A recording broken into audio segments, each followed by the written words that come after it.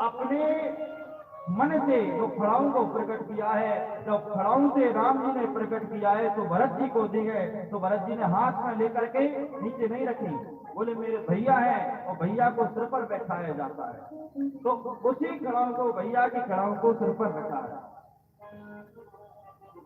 भैया अध्यात्म रामायण कहती है, यदि आपने कभी पढ़ो हो तो आपके समय सत्संग होता है बताते हैं, क्योंकि अभी तो हम आपके गुरुजी हैं, जब सत्संग होता है तो सत्संग में सब एक जैसे हो जाते हैं, कोई बड़ा नहीं होता, कोई छोटा नहीं होता। आज शंकर जी प्रकट हुए हैं, तो जैसे रुद्र भगवान प्रकट हुए, रुद्र भगवान से कहा ब्रह्मा जी ने, हे रुद्र तुम सृष्टि का उत्पत्ति करो। अब भैया रुद्र भगवान कह तो नहीं सकते थे कि हम नहीं करेंगे, तो भैया आपको जो कार्य नहीं करना है ना उसको बिगाड़ना प्रारंभ कर दो। तो शंकर भगवान ने भी सृष्टि की उत्पत्ति की। उत्पत्ति कैसे की?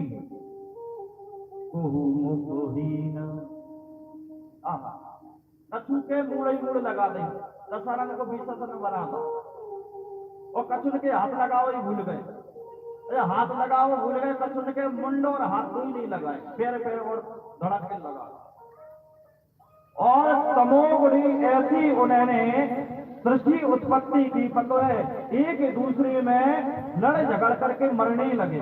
ब्रह्मा जी ने देखा, मैंने तो इनको सृष्टि उत्पत्ति करने को कहा था, ये तो पता नहीं कौन सी सृष्टि उत्पत्ति कर रहे हैं। ब्रह्मा जी ने मना किया, बोले महाराज रहने दो, आपसे तो हम वैसे ही अच्छे। तो शंकर भगवान बोले मैं बस यही तो चाहता। जैसे ही मना किया, शंकर भगवान कैलाश पर्वत पर चले गए। आगे ब्रह्मा जी ने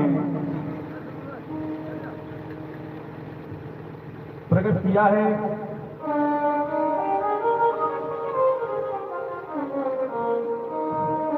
अत्रि, मारीच, अंगरा, पुलस्त, पुलह, वशिष्ठ, भृगु, तीरथ, दक्ष और नारद जी, इन 10 पुत्रों को प्रकट किया है। आज ब्रह्मा जी ने जब इनसे कहा कि आप सृष्टि की उत्पत्ति करो तो इन्होंने मना कर दिया, तो आज बैठे बैठे ब्रह्मा जी ने गाय स्तंभ से धर्म की उत्पत्ति की है, और पीठ से अधर्म की उत्पत्ति की है, और हृदय से काम की उत्पत्ति की है, और नीचे के ओंठ से लोभ की उत्पत्ति की है, और ऊपर की ओंठ से लज्जा की उत्पत्ति की है।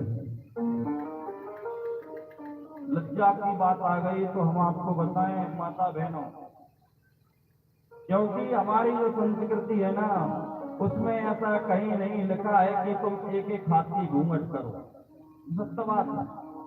क्योंकि आपने रामायण देखी हो, महाभारत देखी हो, तो कौन करती थी कि हाथ को नहीं करी ना किसी ने। अरे लज्जा का मतलब यह होता है कि सम्मान करना, और आपने एक हाथ का घूंघट लगा लिया, ओ भाई मैं सरदारी दे रही हूं तुम, तो वो उस घूंघट से अच्छा है कि आप मत लगाओ। यदि आप लज्जा रखना चाहती हो तो पता है अपने से बड़े जहां पर बैठे हो, तो पता है सीता जी ने जनक जी को देखा तक नहीं, इतनी लज्जा करती अपनी आंखों की। अरे घूंघट लगाना है तो अपनी आंखों का लगाओ, चेहरे का भले मत लगाओ। और एक बात बताएं माता जी, आपके घर जब बहू आती है ना तो उस बहू को बहू मत मानो, उसको अपनी बेटी मानो, सत्य बात है। यदि तुम उनसे प्रेम करोगे बेटी का, तो पता है एक दिन वो नहीं करेगी, 2 दिन नहीं करेगी, 3 दिन नहीं करेगी, चौथे दिन को वो मां बोल ही देगी। जब आप मां और बेटी का प्रेम हो जाएगा ना तो इतना आनंददायक जीवन व्यतीत होगा जिसकी आप कल्पना भी नहीं कर सकते।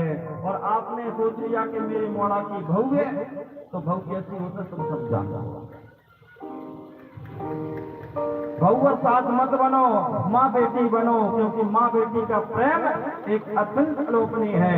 और